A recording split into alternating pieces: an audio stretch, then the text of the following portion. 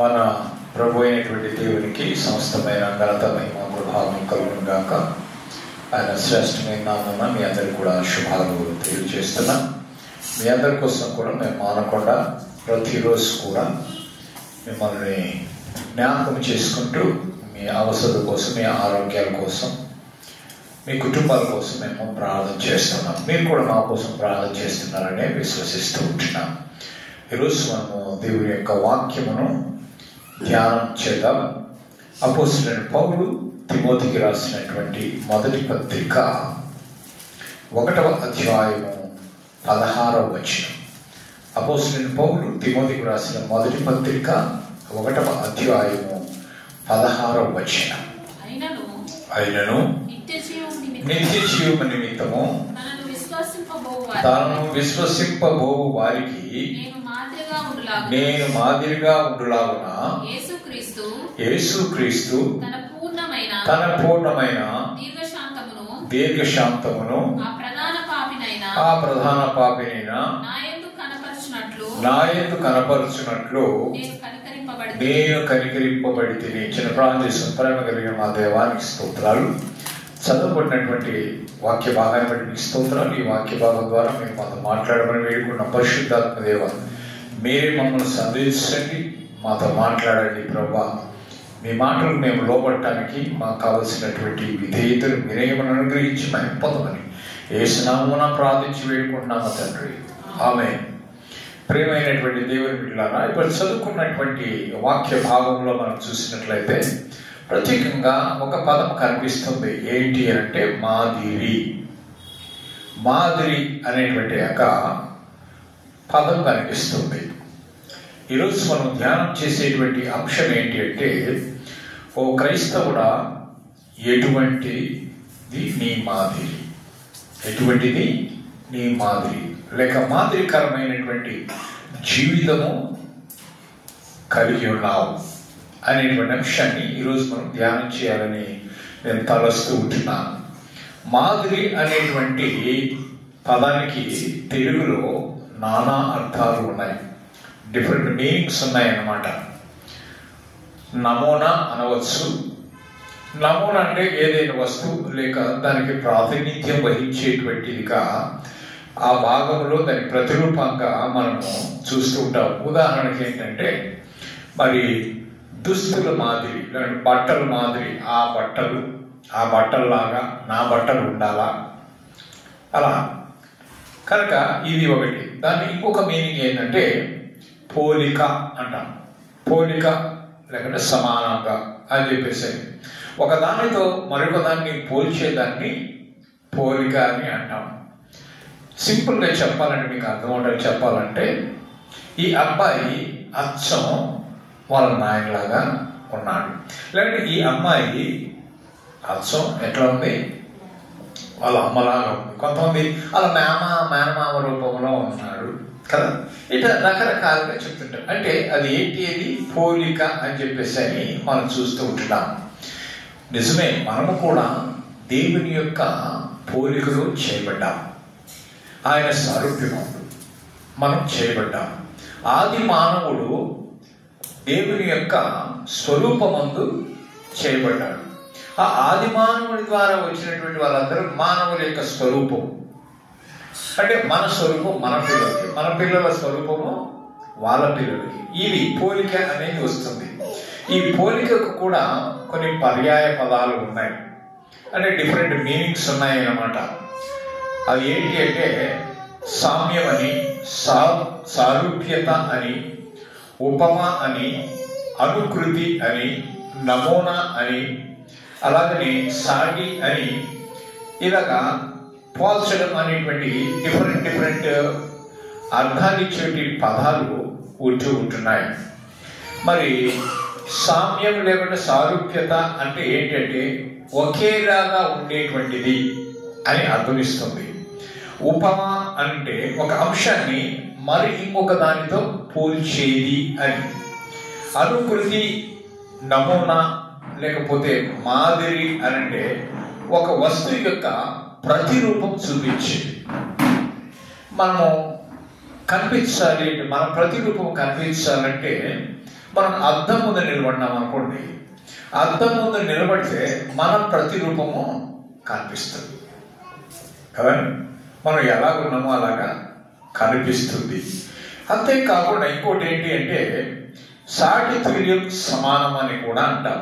అంటే మరి సమానంగా ఉండటం, లేకుంటే తూకం వేసినప్పుడు రెండు సమానంగా ఉన్నాయా లేవా అని చూస్తాం.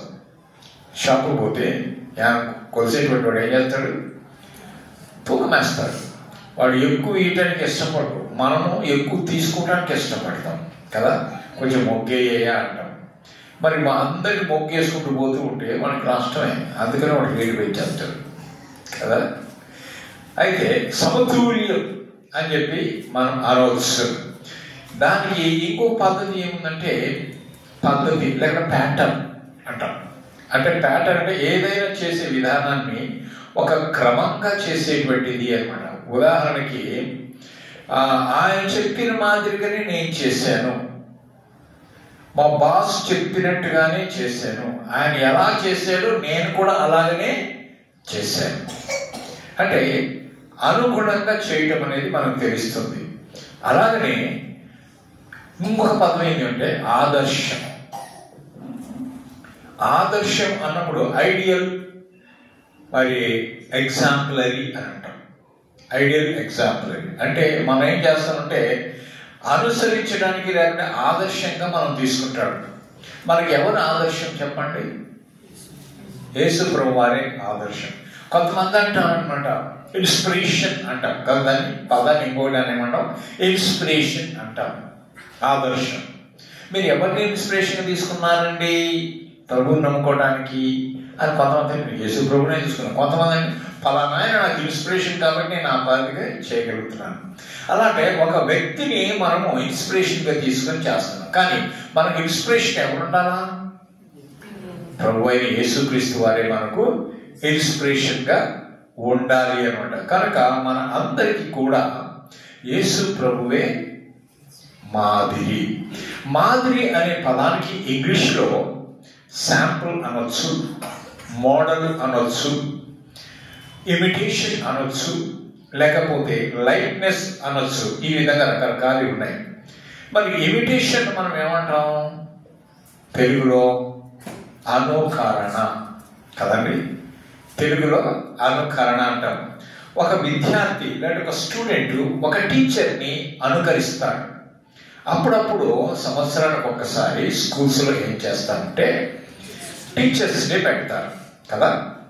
టీచర్స్ డే పెట్టినప్పుడు వాళ్ళు ఏమంటారు? నేను ఇంగ్లీష్ టీచర్గా ఉంటా, నేను తెలుగు టీచర్గా ఉంటా, నేను లెక్క టీచర్గా ఉంటా, నేను సైన్స్ టీచర్గా ఉంటా అని వాళ్ళ వే ఆఫ్ డ్రెస్సింగ్ చేసుకొని పాఠం చెప్పేది కూడా ఆ టీచర్ ఏ విధంగా చెప్పిందో ఆ విధంగానే అనుకరించి చెప్తుంటాడు. చూస్తుండగానే ఆ టీచర్కి ఏమనిపిస్తుంది అని అంటే నేను ఇంటే చెప్తానా ఏమో ఉండొచ్చు అంటే ఈ టీచర్ యొక్క లోపాలు కానీ మెరిట్స్ కానీ డిమెరిట్స్ కానీ ఈ పిల్లలు అక్కడ ఎక్స్పోజ్ చేస్తున్నారు. అంతే కదా, అక్కడ కనిపిస్తుంది కదా. కనుక టీచర్స్ నేను టీచర్ లాగా నటించటం, టీచర్స్ కాదు కానీ టీచర్ లాగా నటించడం, దాన్ని ఇమిటేషన్ అని కూడా మనం అంటాం. అండి ఇప్పుడు ఇంకా మనకి ఇంకా మీకు బాగా అర్థం కావాలంటే మీ లాంగ్వేజ్లోకి నీకు వెళ్ళాలంటే ఏం చెప్పాలంటే గోల్డ్ కదా. గోల్డ్ అంటే చాలా మందికి ఇష్టం కదా. మరి గోల్డ్ కొనుక్కోలేనటువంటి వాళ్ళు ఏం చేస్తారమ్మా? రోల్డ్ గోల్డ్ కొంటారు కదా. రోల్డ్ గోల్డ్ ఏ కలర్లో ఉంటుంది? గోల్డ్ కలర్లోనే ఉంటుంది. దాన్ని ఏమంటామంటే ఇమిటేటివ్ జ్యువెలరీ అంటాం కదా. ఇమిటేటివ్ జ్యువెలరీ అచ్చం బంగారులే ఉంటుంది కానీ బంగారం మీద కాదు, బంగారంనే ఉంటుంది. ఇంకొంతమంది ఇమిటేషన్ వాయిసెస్ ఇమిటేషన్ చేస్తారు అవునా, మన స్వరాన్ని. కొంతమంది పక్షుల్లాగా అరవటం, జంతువుల్లాగా అరవటం, అలాగా పలుకుతూ ఉంటారు. సో వాయిస్ ఇమిటేషన్ చేస్తారు. ఇంకేం చేస్తారు తెలుసా? Walking imitation. వాకింగ్ మా టీచర్ ఇట్లా నడుస్తాడు, మా సార్ ఇట్లా నడుస్తాడు, మా అమ్మ ఇట్లా నడుస్తుంది, నడకలు చూపిస్తుంటారు. సినిమాలలో కూడా చూసి హీరో ఎటు నడుస్తాడా, హీరోయిన్ ఎటు నడుస్తుందా, వీరన్ ఎటు నడుస్తాడా కదా, అలా ఇమిటేషన్ చేస్తుంటారు. అంతేకాకుండా వాళ్ళ యొక్క డైలాగులు, అవునా కదా, ఓ హీరో చెప్పినాడు అనుకో, ఆ హీరో డైలాగు హీరో చెప్పినట్టుగా అప్పుడప్పుడు కొంతమంది అంటే అచ్చు గుద్దినట్టుగా చెప్పేశావు, ఇక్కడే ఉన్నాడేమో చెప్పిన ఆయన మనిషి నిన్ను మర్చిపోయి నేను ఆయన చూసినట్టుంది అంటారు. అవును కదా, దీన్ని ఏమంటాం మనం? అనుకరణ అంటాం కదా. ఇక బట్టలు కూడా అంతే కదా, సినిమాలో చూస్తాం, సినిమాలో ఎట్లా బట్టలు వేసుకుంటారో అట్లా బట్టలే కుట్టిస్తుంటాం.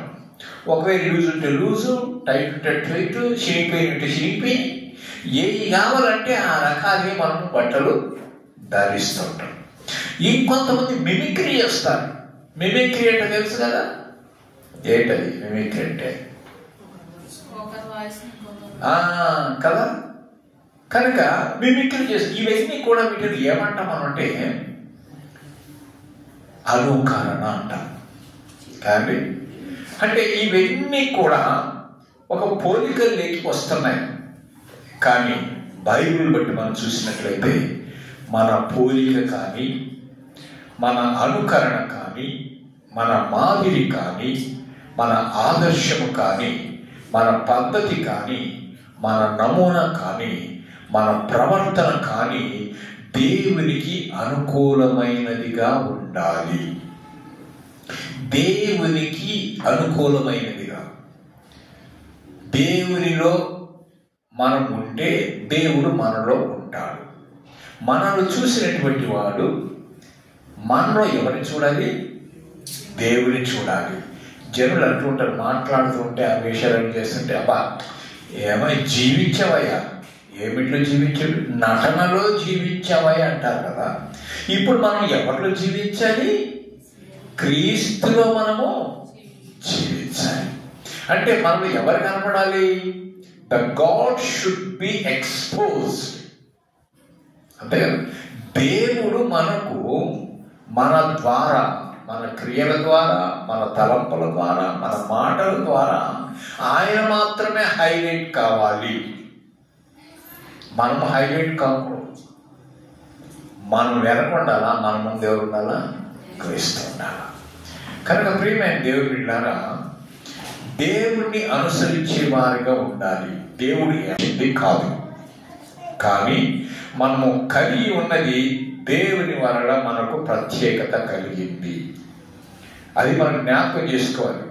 ఇశ్రాయేలీయులు ఐగుప్తు దేశంలో ఉన్నప్పుడు 430 సంవత్సరాలు బానిస సంఖ్యలలో ఉన్నారు. వారిని ఆ బానిసత్వం నుంచి దేవుడు ఏం చేశాడు? విడుదల కలగచేశాడు. అంటే ఆ బానిసత్వం నుంచి తెప్పేశారంట. ఇక బానిసత్వం కాదు, ఇప్పుడు స్వతంత్రులైపోయారు. అంటే వారిని ఎవరిని స్వతంత్రులుగా చేశాడు? ఎవరు చేశారు? దేవుడు, యెహోవా దేవుడు. అంటే యెహోవా దేవుడు అప్పుడు వాళ్ళని బయటికి తీసుకొచ్చినప్పుడు వాళ్ళకి ఏ విధంగా వచ్చాడు? సైన్యములకు అధిపతి అయిన యెహోవాయే మేఘ స్తంభం వలె పగలు, అగ్ని స్తంభం వలె రాత్రిపూట ఉండి వాళ్ళని నడిపించాడు. మరి వాళ్ళు వెళ్ళాలంటే అక్కడ స్ట్రీట్ లైట్స్ అవి ఏమి లేవు కదా. ఆ యొక్క ఎడారి ప్రాంతంలో మరి ఎక్కడ కరెంట్లు గిరెంట్ ఆ కాలంలో ఉన్నాయా? లేవు కదా. మరి ఇంతమంది లక్షల మంది పోవాలి అంటే చీకట్లు ఎట్లా పోగలుగుతారు? సో వాళ్ళు వెలుతురు కావాలి కదా. పగలైతే చాలా ఎండగా ఉంటుంది కదా. చాలా ఎండగా ఉంటే మోర్చెళ్ళిపోతారు, దాహం అంటారు, నడవలేరు, చాలా ఇబ్బంది పడతారు కదా. అలాంటప్పుడు ఏం చేశాడు? మేఘ స్తంభంలాగా, అంటే చల్లని నీడిచ్చేటువంటి స్తంభంలాగా, మేఘంలాగా ఉండి వాళ్ళని కష్టపడకుండా, బాధకు కలగకుండా సుఖమైన ప్రయాణాన్ని వాళ్ళకి అనుగ్రహించాడు. అయితే ఈ ఇశ్రాయేలీయులు వాగ్దాన దేశంలోనికి ప్రవేశించడానికి ప్రయాణం చేస్తున్నారు కదా. ఈ ప్రయాణంలో ఉన్నప్పుడు వారు అనేకమైనటువంటి మలుపులతో కూడినటువంటి ప్రయాణం ఉంది. ఎన్నో మనం విన్నాం ఇందాక. దేవుని శోధించడం, యుద్ధాలు ఎదుర్కోవటం, యుద్ధాల్లో జయం పొందుకోవటం, దేవుని మీద తిరుగుబాటు చేయటం, దేవుడు వారిని శిక్ష పంపించడం, తిరిగి దేవుడు వారిని క్షమించటం, వారిని తిరిగి పునరుద్ధరించటం, వాళ్ళ యొక్క అవసరతలు తీర్చడం, ఇవన్నీ అంటే ఇశ్రాయేలీయులు కనాను దేశం చేరే వరకు కూడా ఆ ప్రయాణం అంతటిలో దేవుడు ఏం చేస్తున్నాడు? వారిని కాచి కాపాడుతున్నాడు. కనుక ఎన్నో మలుపులతో కూడినటువంటి ప్రయాణము వాళ్ళదై ఉంటుంది. అయితే దేవుడు మరి వారిని స్థిరపరిచినటువంటి వారుగా చేస్తున్నాడు. వారు పిరికి వారుగా ఉన్నటువంటి వారిని విశ్వాసులుగా చేశారు.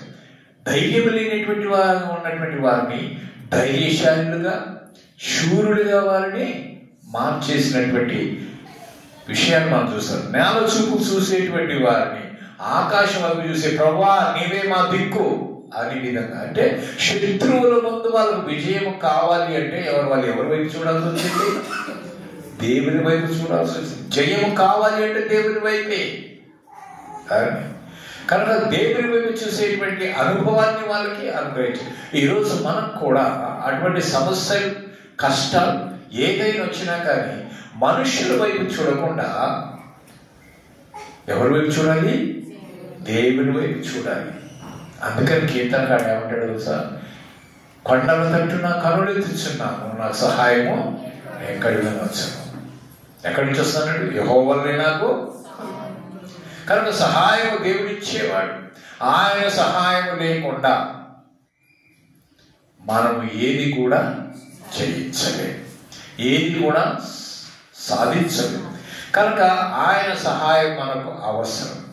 ప్రతి స్టేజ్లో, ప్రతి విషయములో, in every instance God's help is required for your success. నీ సక్సెస్ కావాలంటే, నీవు జయము పొందాలంటే దేవుని యొక్క సహాయము లేకుండా నీవు ఏది కూడా సాధించలేవు. కనుక ప్రేమ దేవుని బిడ్డలారా, వీళ్ళు మరి మార్గ మధ్యంలో ఉన్నప్పుడు మరి ఈ యొక్క ఇశ్రాయేలు జనాంగాన్నింటినీ కూడా అన్ని జనుల్లో నుంచి దేవుడు ప్రత్యేకించుకున్నాడు.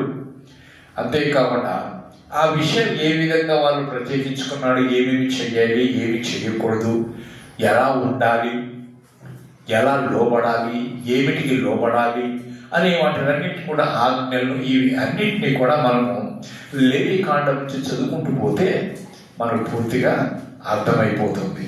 అయితే లేవీకాండము 18వ అధ్యాయం 1 నుండి 3 వచనాలు చూసామనుకోండి, మోషేకు దేవుడు ఏమంటున్నాడో చూడండి. అక్కడ ఏమంటున్నాడు? నేను మీ దేవుడినైన యెహోవానని నీవు ఇశ్రాయేలీయులతో చెప్పుము.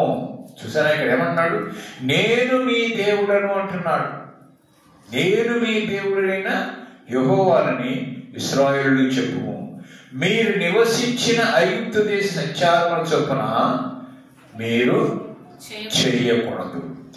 మీరు ఎక్కడెక్కడ తిరుగుతున్నారో, ఎవరి మధ్య తిరుగుతున్నారో, ఏ దేశం నుంచి ఇంకో దేశానికి వెళ్తున్నారో, ఆ ప్రజల మధ్యలో నుంచి వస్తున్నారో ఆ ప్రజల యొక్క ఆచారాలని, పద్ధతులను మీరు పాటించకూడదు, చేయకూడదు. ఎందుకంటే you are a chosen people, you are a separated people. కానీ మీరు ప్రత్యేకించబడినటువంటి జనాంగం, మీరు ప్రతిష్ఠించబడినటువంటి జనాంగం, మీరు నా ప్రజలు అని అంటున్నాడు. So we're the people of God. మనం దేవుని యొక్క ప్రజలం.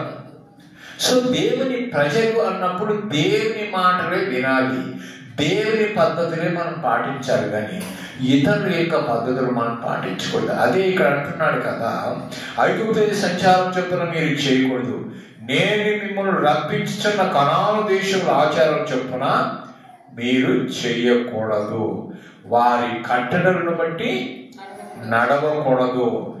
దేవుని బిడ్డలైనటువంటి వారు ఐగుప్తులో ఉన్నటువంటి ఆచారాల ప్రకారంగా, అలవాట్ల ప్రకారంగా, విధి విధానాల ప్రకారంగా వాటిని అనుసరిస్తూ, వాటిని పాటిస్తూ కనాను దేశంలో ప్రవేశించడానికి దేవునికి ఎంత మాత్రమో ఇష్టము లేదు.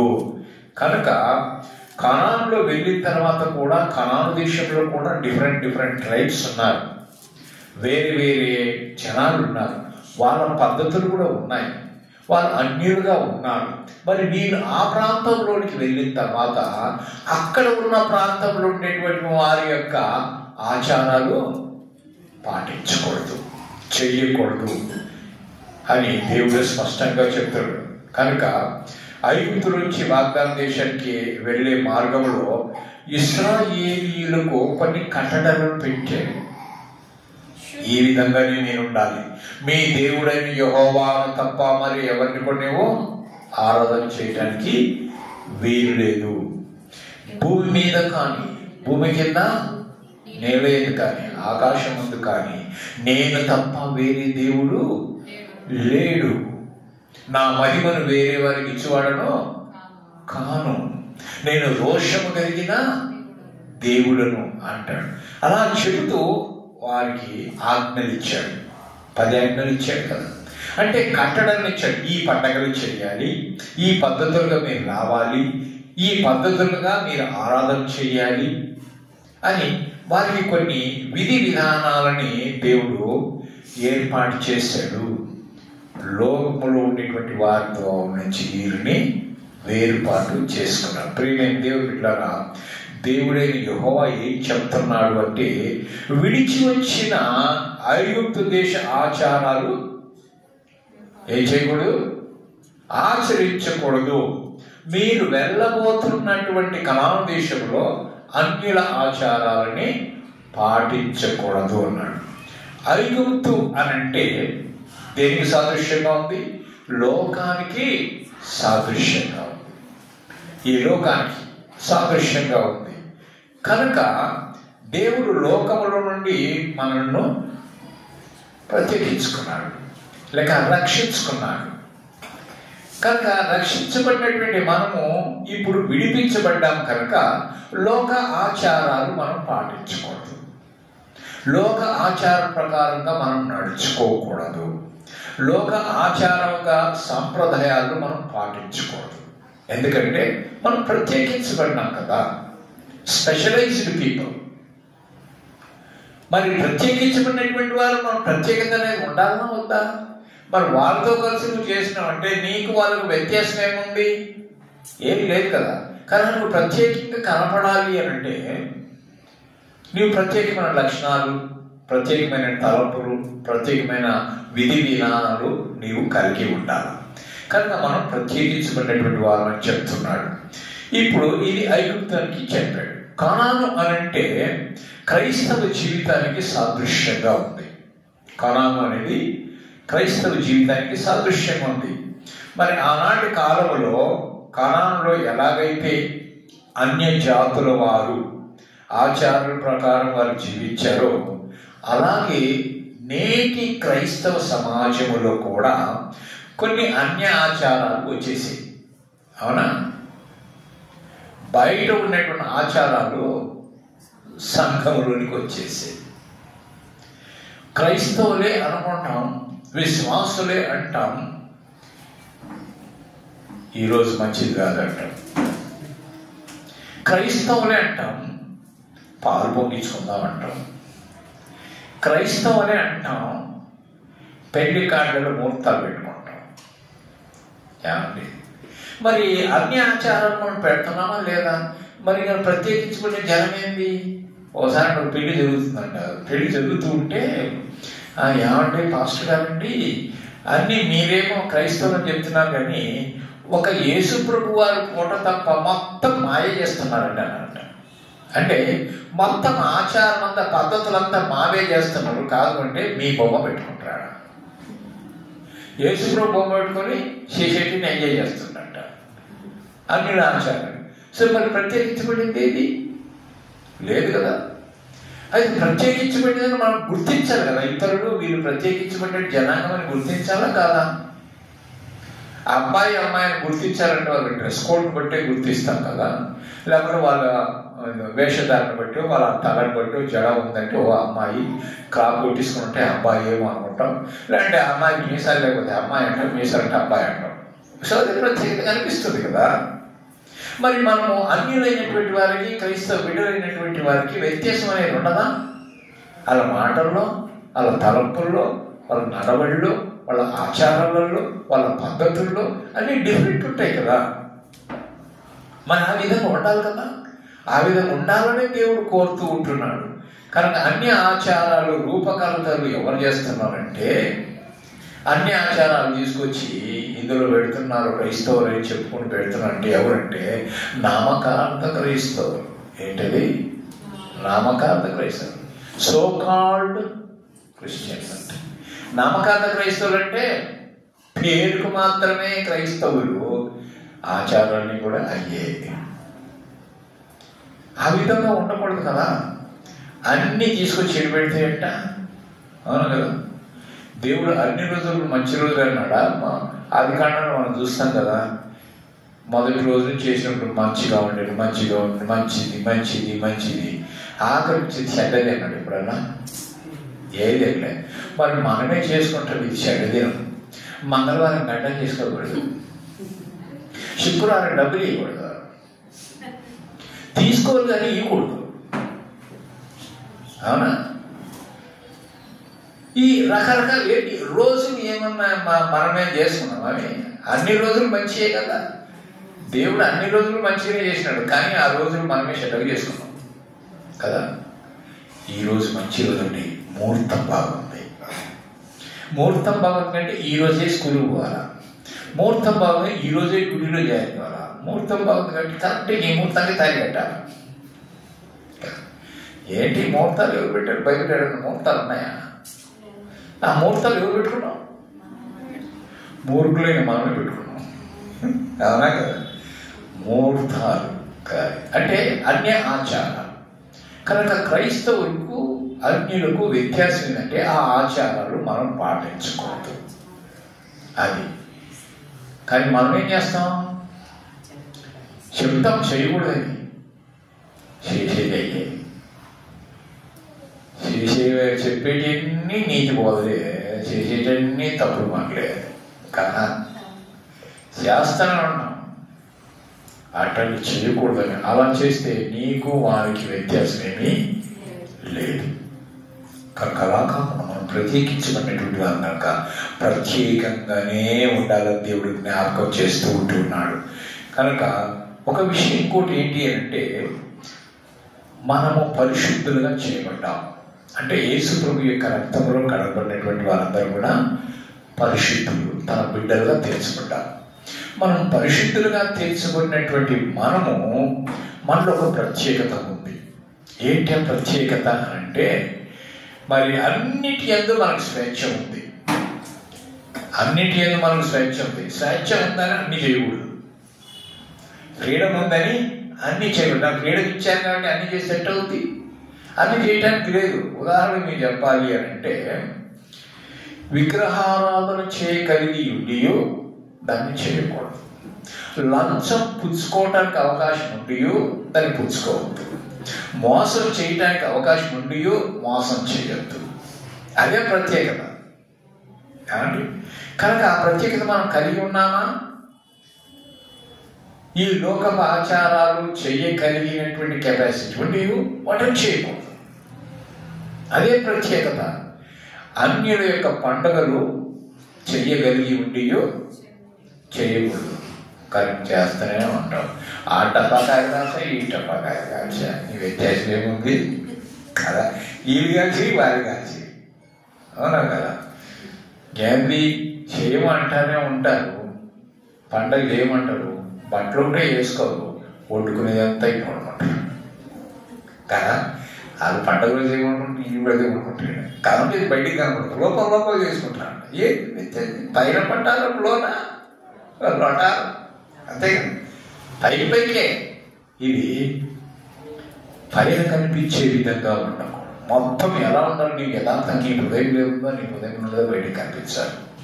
కనుక నీ హృదయంలో పరిశుద్ధత ఉంటే నీ జీవితం అంతా పరిశుద్ధతే. దేవుడు నేను పరిశుద్ధుడే కనుక మీరు కూడా పరిశుద్ధుడు. మరి పరిశుద్ధ దేవుని కలిగినటువంటి మనము పరిశుద్ధమైన జీవితం కలిగి ఉండాలి కదా. మనం చూసినటువంటి వారు వీరు పరిశుద్ధులు అని చెప్పగలగాలి. అంటున్నారా? ఒకసారి ప్రశ్న వేసుకుందాం. వీళ్ళు పరిశుద్ధులు అని మనకు టైటిల్ ఇవ్వబడి ఉంటుంది. స్వయంగా యేసు దేవుడు ఏమంటున్నాడు చూడండి, లేవీకాండం 20వ అధ్యాయం 24వ వచనం. లేవీకాండం 20వ అధ్యాయం 24వ వచనం ఏమంటున్నాడంటే, నేను మీతో చెప్పిన మాట ఇదే, ఆ మీరు వారి భూమిని స్వాస్థ్యంగా పొందుదురు, అది ఆ. అనగా పాలు తేనెలు ప్రవహించే ఆ దేశము ఆ. మీకు స్వాస్థ్యముగా ఉండునట్లు దాన్ని మీకు ఇచ్చేదను. ఆ. జనములలో జనములలో నుండి నుండి మిమ్ములను వేరుపరిచిన మీ దేవుడైన యెహోవాను నేనే. కదండి చూడండి, దేవుడే మనల్ని వేరుపరిచాడు. తిరిగి లోకములో కలవటానికి వీలు లేదు. మరి మనల్ని వేరుపరిచిన తర్వాత మళ్ళీ తిరిగి ఎదురుపోతే ఎట్లుంటుంది? కుక్క వాంతి చేసుకొని తిరిగి తిన్నట్టే ఉంటుంది. కనుక లోకం వైపు మనం తిరిగేటువంటి వారంగా ఉండకూడదు. ఎఫెసీయులకు రాసినటువంటి పత్రిక చూడండి, 1వ అధ్యాయం 4 నుంచి 6 వచనాలు. ఎఫెసీయులకు రాసిన పత్రిక 1వ అధ్యాయం 4 నుంచి 6 వచనాలు. ఎట్లనగా తాను ఉచితముగా మనకు అనుగ్రహించిన తన కృపా మహిమకు కీర్తి కలుగునట్లు తన చిత్త ప్రకారం దయా సంకల్పము చొప్పున యేసు క్రీస్తు ద్వారా తనకు కుమారులనుగాను స్వీకరించుటకై మనల్ని ముందుగా తన కోసం నిర్ణయించాడు. ఎవరి కోసం అంటే దేవుని కోసం మనం నిర్ణయించుకున్నాడు, అంటే ప్రత్యేకించుకున్నాడని అర్థం. నిర్ణయించుకొని మనము తన ఎదుట పరిశుద్ధులముగాను నిర్దోషులముగాను ఉండవలని ఎప్పుడు నిర్ణయించుకున్నాడు? జగత్తు పునాది వేయబడక మునుపే ప్రేమ చేత క్రీస్తులు మనను ఏర్పరచుకున్నాడు. చూసారండి, జగత్తు పునాది వేయకబడ మునిపే అంటే we're in the plan of God. దేవుని యొక్క ప్రణాళికలో మనము ఉన్నాం. అది మనం గుర్తించడం లేదు. మన ప్లాన్లో వేరే, దేవుని ప్లాన్ వేరే. అయితే మనము దేవుని యొక్క ప్లాన్లో ఉన్నాం, అది మనం గుర్తించాలి. చూడండి, పేతురు రాసిన మొదటి పత్రిక 2వ అధ్యాయం 9వ వచనం. పేతురు రాసిన మొదటి పత్రిక 2వ అధ్యాయం 9వ వచనం. అక్కడ కూడా మనం ఏ విధంగా ప్రత్యేకించబడినామో మనం అక్కడ చెప్తూ ఉన్నాడు. అయితే మీరు చీకటిలో నుండి ఆశ్చర్యకరమైన తన వెలుగులోనికి మిమ్మును పిలిచిన వాని గుణాతిశయములను ప్రచురము చేయ నిమిత్తము.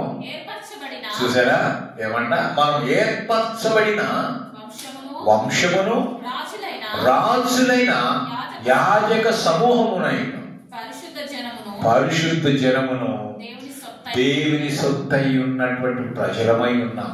కనుక ఇప్పుడు మనము దేవుని సొత్తు, మనం పరిశుద్ధులము. ఆయన విమోచించి మనల్ని కడిగాడు. అంతేకాకుండా మనము చీకటిలో నుంచి వెలుగులోనికి పిలువబడ్డాము. ఎటువంటిది? ఆశ్చర్యకరమైనటువంటి వెలుగు. ఎందుకు పిలువబడ్డాము? ఆయన యొక్క గుణాతిశయములను ప్రచురము చేయ నిమిత్తము మనము ప్రత్యేకించబడినటువంటి వారు. అది క్రైస్తవుల యొక్క ప్రత్యేకత. అందరు ప్రచురం చేయలేదు కదా, అక్కడ మనం వేరు చేయబడ్డాం కాబట్టి ప్రత్యేకించబడ్డామని. అందుకని వాక్యం చూస్తున్నాం. లేవీకాండం 18వ అధ్యాయం 4వ వచనం. లేవీకాండం 18వ అధ్యాయం 4వ వచనం.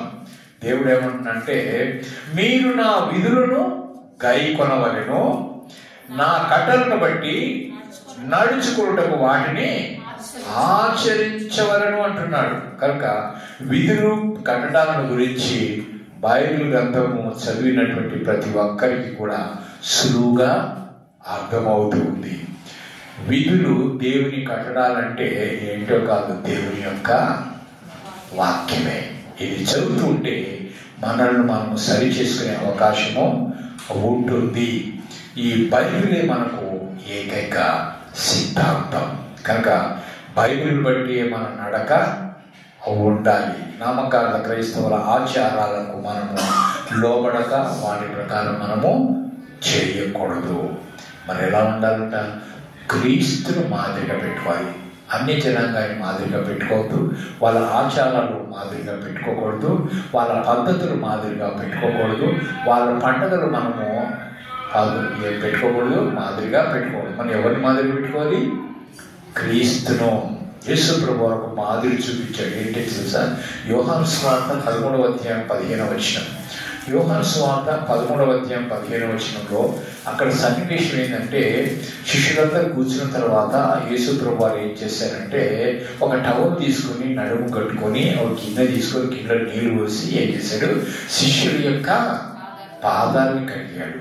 పాదాలు కడిగి ఏమన్నాడు?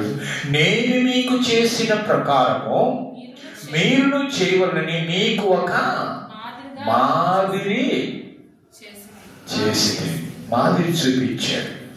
కానీ ఇంకొక మాదిరి ఏమంటున్నాడు? పేతురు ఎట్లా చూపిస్తున్నాడు తెలుసా?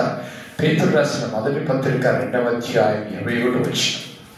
పేతురు రాసిన మొదటి పత్రిక 2వ అధ్యాయం 21వ వచనంలో, క్రీస్తు కూడా మీ కొరకు బాధపడి మీరు తన అడుగు జాడల యందు నడుచుకున్నట్లు మీకు మాదిరి ఉంచిపోయానంటాడు. ఏ మాదిరి? క్రీస్తు కూడా మీ కొరకు బాధ, అంటే క్రీస్తు మన కొరకు బాధపడ్డాడు, మన కొరకు హింసపడ్డాడు, మన కొరకు అవమానపడ్డాడు, మన కొరకు హింసించబడ్డాడు, మన కొరకే శిలువ మరణం పొందాడు, మన కోసమే ఆయన కొడా దెబ్బలు తిన్నాడు, చేతులు కాళ్ళు మేకులు పట్టబడ్డాయి, పక్కలో బల్లెం పోటు పడిపడింది, తల మీద ముండ్ల కిరీటం పెట్టబడింది, శిలువలో ఆకాశానికి భూమికి మధ్యన 3 మేకులతో వేలాడబడి తన ప్రాణం పెట్టి. అంటే క్రీస్తు ఎవరి కోసం? మీ కోసము బాధపడ్డాడంట. అంటే మీకోసం అంటే మన కోసం. మరి మన కోసం బాధపడినప్పుడు మనము ఆ విధంగా ఆయన యొక్క అడుగుజాడల్లో నడవాలంట. మనం మాదిరి చూపించాడు. అంటే మనము కూడా మన కోసం ఆయన బాధపడ్డాడు కాబట్టి మనం ఆయన కోసము బాధపడాలి. ఆయన నిమిత్తము మనం హింసించబడతామని దేవుని వాక్యం చెప్పబడింది. ఆయన నిమిత్తం మనం కష్టాల పాలవుతాం, ఆయన నామము నిమిత్తము హింసల పాలవుతాం. చూసండి, కనుక దాన్ని ఓర్చుకుంటే మనకు పరలోక రాజ్యం. కనుక ప్రేమ దేవుని బిడ్డలారా, ఆయన మనకు మాదిరి వచ్చి ఉంటున్నాడు. అంతేకాకుండా ఆయన ఇంకా కొన్ని అలవాట్లు కూడా ఉన్నాయి. ఏంటి అలవాట్లు తెలుసా? లూకా సువార్త 6వ అధ్యాయం 12వ వచనం. లూకా సువార్త 6వ అధ్యాయము 12వ వచనం. లూకా 6:12. ఆ దినములయందు ఆయన ప్రార్థన చేయుటకు కొండకు వెళ్ళి దేవుని ప్రార్థించుటయందు. అంటే ఆయన ఒక అలవాటు ఏంటి? ఆయన కొండకు వెళ్ళి రాత్రి అంతా ప్రార్థన చేయి. ఈరోజు మనం ప్రార్థన చేయమంటే నా ప్రార్థనే రాదంట. ఆయన మాదిరి చూపించాడు, ప్రార్థన చేస్తున్నాడు కనుక మనము కూడా ఏం చేయాలి? ప్రార్థన అనేది చేయాలి. అదే లూకా సువార్త 22వ అధ్యాయం 39వ వచనం. 22:39 వచనం. తర్వాత ఆయన బయలుదేరి చూసారు, ఇక్కడ ఏముండబడింది? తన వాడుక చొప్పున, అంటే తన అలవాటు ప్రకారంగా ఒలీవల కొండకు వెళ్ళగా శిష్యులను. అంటే ఇప్పుడు యేసు ప్రభు వారు ఒలీవల కొండ వెళ్ళి ప్రార్థన చేస్తున్నారు, ఆ శిష్యుడు వెళ్ళారు. అంటే మనం కూడా ఏం చేయాలి? అదే మాదిరి మనం ప్రార్థన చేసేటువంటి వారంగా ఉండాలి. ఇవన్నీ యేసు ప్రభు వారు మన మోడల్ చూపించారు, మాదిరి చూపించారు. అలాగనే యేసు ప్రభు నమ్ముకున్నటువంటి వారు క్రీస్తును అనుసరించే వారికి మాదిరిగా ఉండాలి. అంటే మనము కూడా ఇతరులకి ఏమనుకుంటారా? మాదిరి ఉండాలి. ఆయన మన మాదిరి చూపించాడు, ఆ మాదిరిలో మనం నడుస్తున్నాం, మనం ఇతరులకి మాదిరి చూపించాలి. చూడండి, కొరింథీయులకు రాసిన మొదటి పత్రిక 11వ అధ్యాయం 1వ వచనం.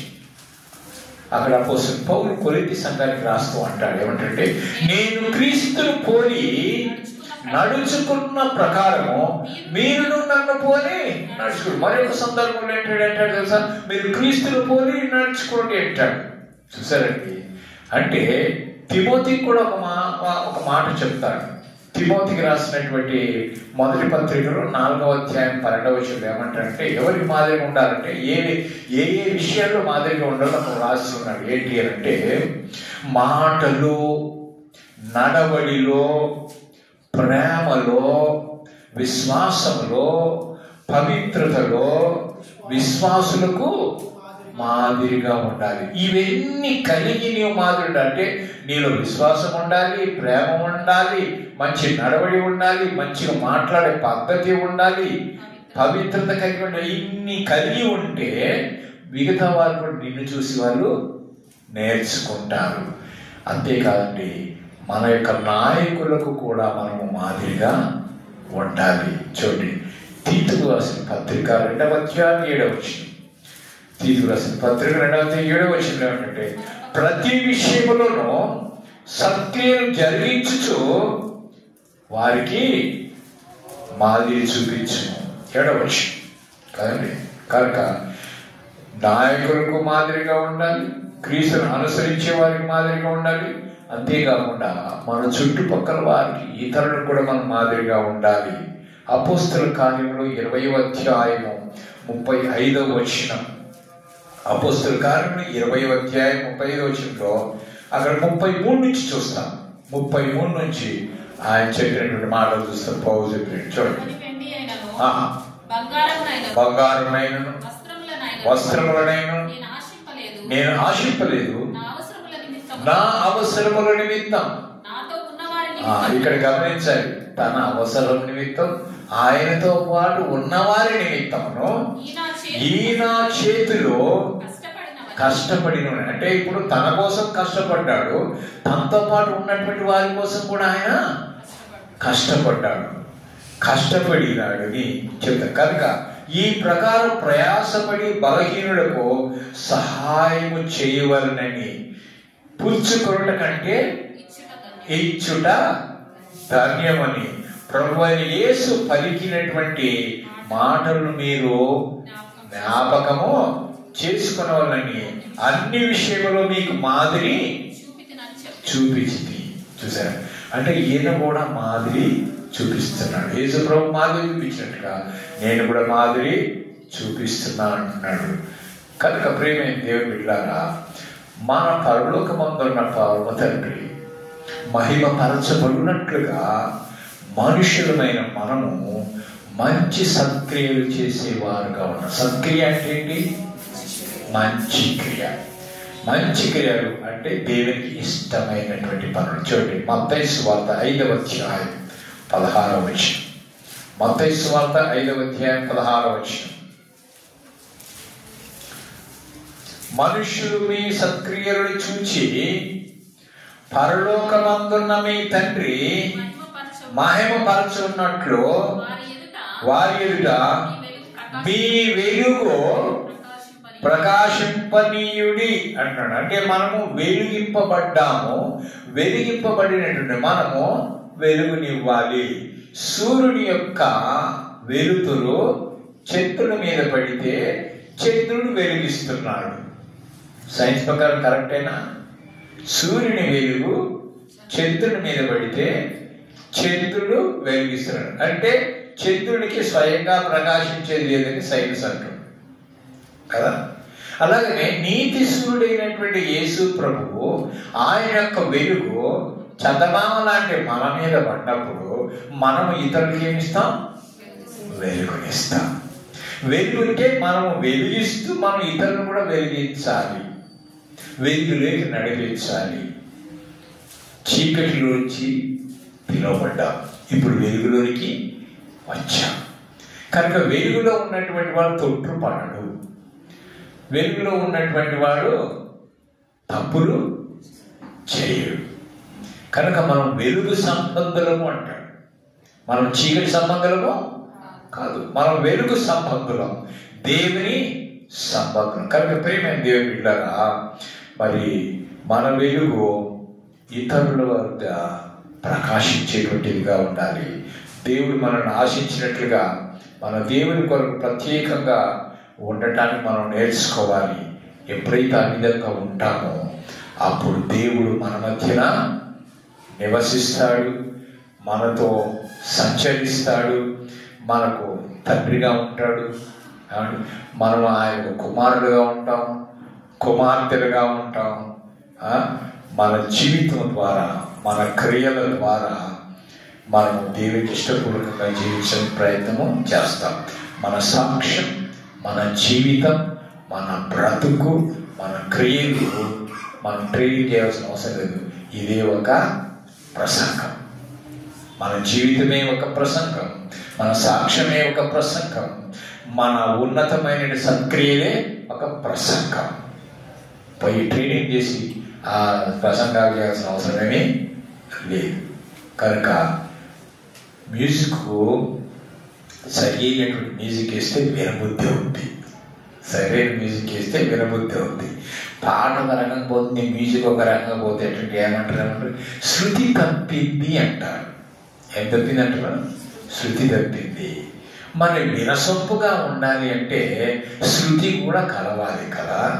అలాగనే మన క్రియలు, మన పద్ధతులు అన్నీ కూడా శృతి తప్పనటువంటి సంగీతం లాగా ఉండాలి. శృతి తప్పనటువంటి సంగీతం లాగా. ఆ సంగీతాన్ని ఎలా విని ఆస్వాదిస్తామో, వీణుల విద్దుగా ఉంటుందో, వినటానికి మళ్ళీ మళ్ళీ వినాలని ఆశ కలుగుతుందో, అలాగా మన మాటలు వాళ్ళు కూడా ఇతరులు వినాలి అనేటువంటి ఆశ కలిగే విధంగా మన మాటలు ఉండాలి. మన మాటలు ఉప్పు వేసిన రుచికరమైన మాటలుగా సంభాషణ ఉండాలి. కనుక మనం ఇతరులకు ఎలా ఉండాలి?